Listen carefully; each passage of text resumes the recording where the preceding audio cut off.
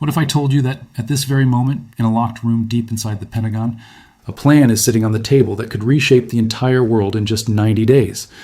A plan built around one terrifying number: 900,000 American soldiers moving toward one small island in the Pacific.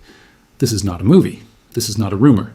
This is the real blueprint that is quietly making the leaders in Beijing lose their sleep.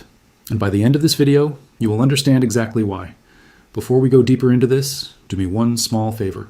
Hit that like button, subscribe to the channel, and share this video with someone who still believes the next big war will look anything like the last one.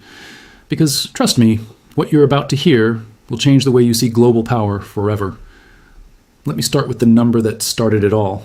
900,000 troops. Not a projection, not a fantasy.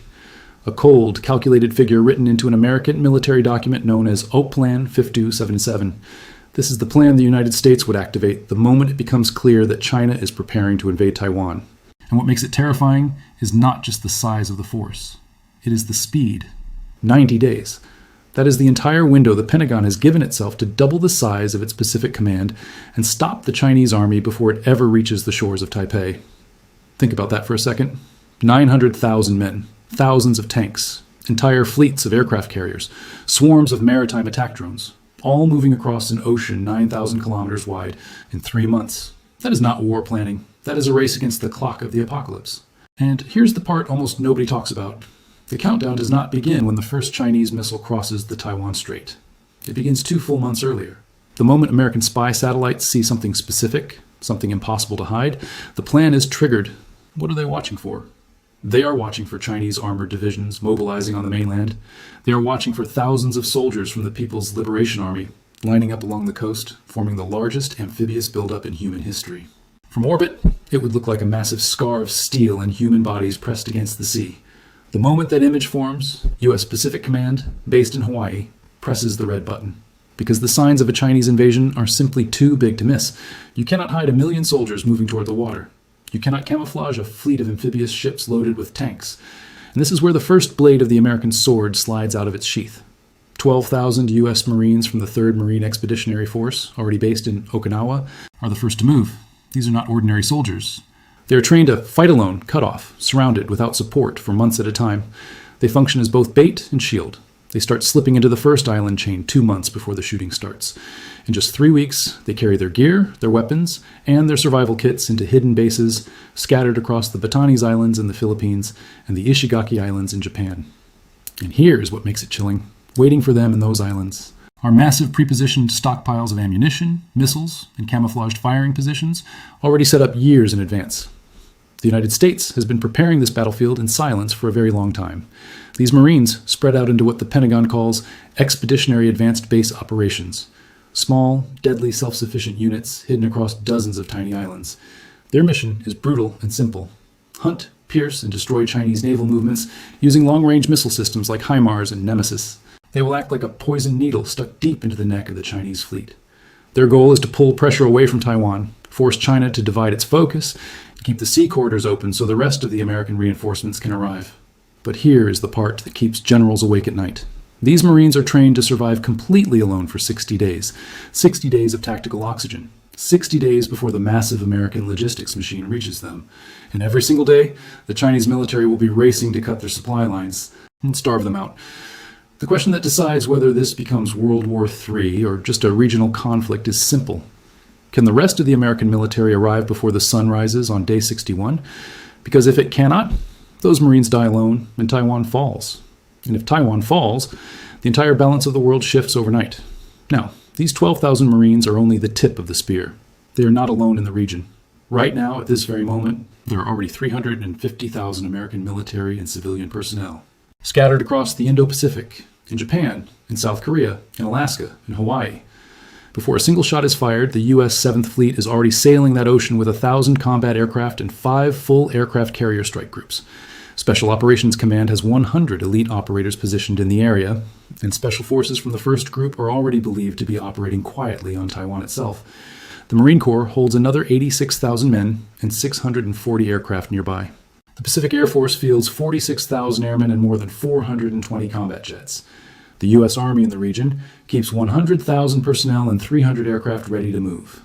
And yet, listen carefully, All of that combined firepower, this mountain of steel and technology, is still not even half of what the Pentagon calculates it needs to break China. That is how big this plan really is. Further away, the U.S. Army keeps the bulk of its Pacific troops at the Hawaii headquarters. Of the 18,000 soldiers stationed there, about 7,000 are pure infantry. When the trigger is pulled, they fly from Schofield Barracks straight into Luzon in the Philippines. The 25th Division uses mobile radars, HIMARS, and maritime drones to lock down the Luzon Strait, cutting China's naval access to the deep Pacific. By the end of the third month, 2 mobile brigade combat teams are inserted into the remote Filipino islands of Mavulis and Basco to build a shared radar picture of the battlefield. And back on the American mainland, the elite paratroopers of the 82nd Airborne Division, always on maximum alert at Fort Bragg, load their infantry squad vehicles into the giant bellies of C-17 transport planes. Thanks to multiple mid-air refuelings, they land 5,000 men in the Philippines in an unbelievable 24 hours. That is war engineering running at full throttle. Now let me pause for a moment, because if this is blowing your mind so far, I want you to do something small but powerful. Drop a comment below with the word Pacific if you want me to make a follow-up video breaking down what China's counter-strike plan looks like. Because, trust me, Beijing has its own dark blueprint, and I already have the details ready. Now let us keep going. To understand why this plan is so heavy, you have to understand where it came from. Plan 5277 was not written yesterday. It is a ghost that has been haunting the halls of the Pentagon since the days of Ronald Reagan and the Cold War. But it only reached its truly operational form in the early 2000s. In 1999, Admiral Dennis Blair, former commander of Pacific Command, was the first to sit down and quietly design direct military cooperation between the United States and Taiwan. Then, in 2004, the feared Secretary of Defense, Donald Rumsfeld, sank his claws into the project and added aggressive new directives that shaped the final draft. The world only learned this monster existed when a military journalist and former intelligence officer named William Arkin leaked the document in the Washington Post in 2006. Arkin revealed something explosive. The United States was not planning to just play defense. The plan includes naval operations, ground operations, information warfare, and, most disturbing of all, direct kinetic and non-kinetic strikes on strategic targets deep inside mainland China. In other words, the United States does not just plan to defend Taiwan, it plans to decapitate the military infrastructure of Beijing itself. But between a plan written on paper and reality on the battlefield stands an invisible, undefeated enemy that the Pentagon has quietly named the tyranny of distance. And this is the true Achilles heel of Plan 5077. How do you feed, fuel, arm, and protect a fighting front 9,000 kilometers away from your western coast? Zachary Hoggs, a defense analyst at the National Defense University, put it in the coldest possible words. Modern weapons need highly complex maintenance systems. And when you spread your Marines across dozens of tiny islands, you turn logistics into an absolute nightmare. Every small occupied island becomes a black hole that swallows food, fuel, ammunition, medicine, and spare parts. To defeat this tyranny of distance, the United States is now activating technologies that sound like they were pulled out of a science fiction film. The first is called the Forge. The Army is quietly building a massive military warehouse of industrial 3D printers in Hawaii. By 2025, this unit is already operating on the front lines of war planning. The Forge ships static containers to the front alongside infantry. If the spring on an M250 machine gun breaks, the soldiers do not wait weeks for a ship coming from San Diego. They print the replacement part right there on the spot. That saves time, saves thousands of dollars, and most importantly, eliminates a dangerous 9,000-kilometer voyage across the Pacific full of Chinese submarines. The Forge will print everything from fighter jet parts to thousands of FPV kamikaze attack drones in the middle of the jungle. And the second solution, to keep almost 1 million men alive on remote islands, solves the energy problem. The Army has developed miniature nuclear reactors the exact size of a shipping container. These portable atomic power plants will be dropped onto beaches to generate endless electricity for radars and defense systems, which means American soldiers will find themselves in the surreal situation of sleeping next to a nuclear reactor while Chinese missiles rain from the sky. And if the sea itself is blocked, then supply will come from space. This is not a joke. The Department of Defense has locked in aggressive partnerships with Elon Musk's SpaceX. They are developing orbital rockets capable of being launched from the United States and delivering vital payloads of nearly 2,700 kilograms of military supplies, crossing the atmosphere, landing anywhere on Earth, including deep in the jungles of the Philippines, in 90 minutes or less. Read that again, 90 minutes. From Texas to a Filipino island. That is how far this has gone. The logistical revolution is terrifying, but while the Army bets on space and atomic energy, the real bottleneck is still on the sea. The massive job of moving hundreds of thousands of soldiers in heavy armored vehicles falls to a body called TRANSCOM, the U.S. Transportation Command. And China was so shaken by the efficiency of TRANSCOM that Beijing literally copied the model, creating its own joint logistics support force. The American problem in the Pacific is that there is no European rail network. There is no NATO framework of friendly borders. Everything depends on water. It takes exactly 2 months to load one single American military division from the United States. You have to move the tanks by train to the coast, tie them down on ships, cross the ocean, unload them, and then inject the soldiers with antibiotics so they do not die from tropical infections. And the Achilles heel has a name. It is called the LMSR ship. These are monstrous cargo vessels, and the problem is you need between 10 and 15 of them just to transport one single American armored division. They are massive. They are slow. They are packed with thousands of soldiers and explosives, sailing from San Diego like giant floating targets. That is exactly why China created what military analysts call the strategy of contested logistics. Xi Jinping's goal is not to sink American ships in the middle of the Pacific. His goal is to make sure they never leave the port in the first place. And how does he plan to do that? Through catastrophic cyber attacks. The Chinese operation known as Salt Typhoon, tested massively in 2024, does exactly that. Chinese military hackers invade and destroy American telecommunications networks. They shut down electrical grids feeding critical infrastructure. They completely freeze the software running the cranes at civilian and military ports across the United States. They delay mobilization by driving a digital dagger straight into the heart of American logistics. This forces U.S. Cyber Command to fight an invisible world war on servers before a single soldier ever boards a ship. I want to stop right here for a second, because this is the part where most people finally understand how serious this situation really is. If this video is opening your eyes, do me one favor. Just tap that like button one more time and drop a single word in the comments, awake. That tells the algorithm this content matters, and it helps me keep bringing you the kind of information the mainstream news would never dare to publish. All right, let us continue. If the Americans managed to survive the hacker attacks and the fleet of Chinese submarines patrolling the Pacific, we finally reached the 3rd month of conflict. The clock now reads day 60. Every pre-positioned unit is in open combat. The 7th Fleet is operating at a safe distance, exchanging massive salvos of ballistic missiles with Beijing's destroyers.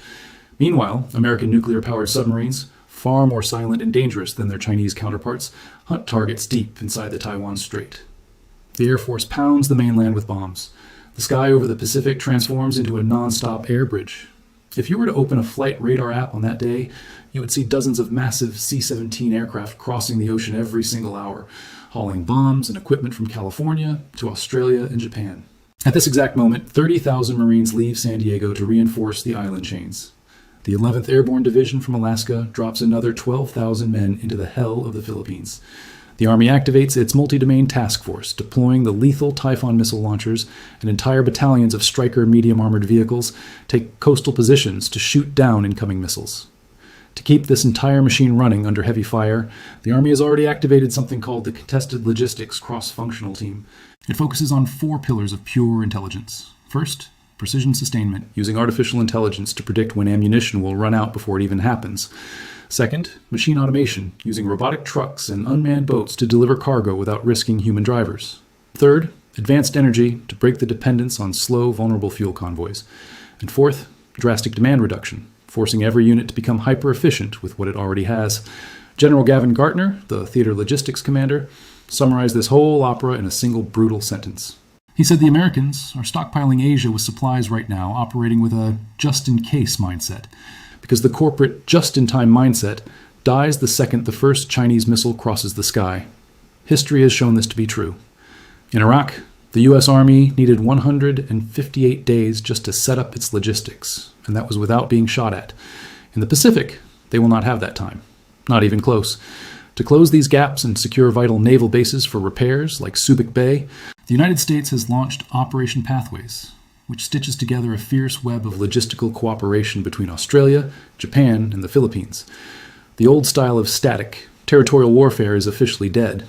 What comes next in this chess match between giants is the largest symphony of cyber destruction and silicon warfare ever seen in human history. And this is where the plan reveals its darkest truth. Because when you actually stack all of these moving pieces on the same table, you realize something disturbing. The United States is not just preparing to help Taiwan. It is preparing to fight a war on a scale the modern world has never seen. 900,000 soldiers, 90 days, Space rockets delivering ammunition, nuclear reactors on beaches, 3D printers making drones in the jungle, cybertech silently crippling ports. This is not the war of your grandfather. This is not even the war of your father. This is a completely new kind of war, one where the winner is not decided by bravery on the battlefield, but by whoever can move faster, print faster, hack harder, and survive longer. And here is the most unsettling part of all. China knows every single detail of this plan. They read the same leaked documents. They study every American exercise. They watch carefully when the United States moved thousands of troops in the Persian Gulf against Iran, treating it almost like a rehearsal for the real show. And they are building their own answer to every piece of it.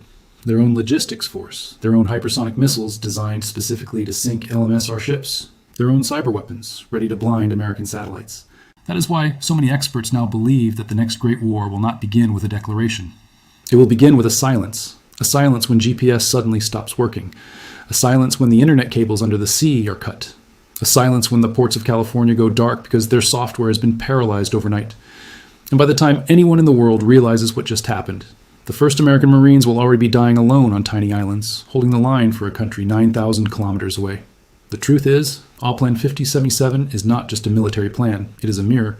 It shows us exactly how fragile the world we live in has become. It shows us that the peace we take for granted every morning is being held together by a handful of aging carriers, a few thousand Marines on hidden islands, and a race against a clock nobody outside the Pentagon can see.